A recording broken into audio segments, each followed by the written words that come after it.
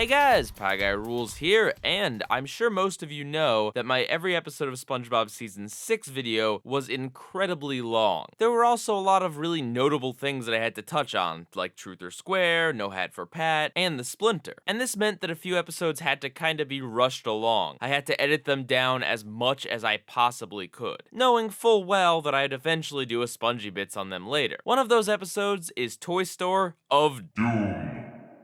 Here's how fast my original review was. Toy Store of Doom.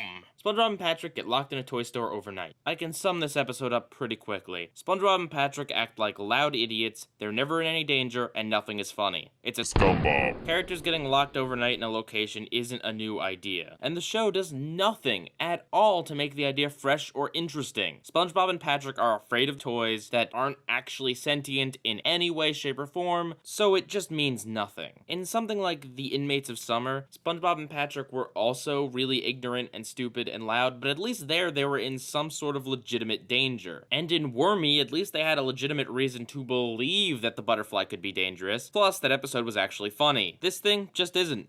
Really, the big problem that I didn't touch on in my brief review was that this episode's conflict keeps on shifting. First, SpongeBob and Patrick need to find something to do, but okay, suddenly that's solved by a big toy store sign plopping down in front of them. Then, SpongeBob and Patrick are sad because the toy store isn't open, but actually no, it just is open. Then SpongeBob and Patrick have to find a way to stay in the toy store at night, which is solved instantly by Patrick hiding them in a little toy house. And then lastly, there's a conflict where there's supposedly these enemy toys out to get them, but that takes about all of a minute and a half, and they were never in any real danger. Because there's no big central conflict, and the individual smaller conflicts all get solved incredibly quickly and easily, there's not enough tension or suspense or surprise to keep me interested. So I end up just not caring about what's going on screen. Maybe if the episode hadn't spent so much time on the setup, including the beginning where they're at Squidward's house, they could have actually spent more time inside the toy store at night, which seemed to be where the episode wanted to focus, but didn't actually have that much time to focus there because by the time they got there, over half of it was over. Yeah, the story fails because there's just no suspense in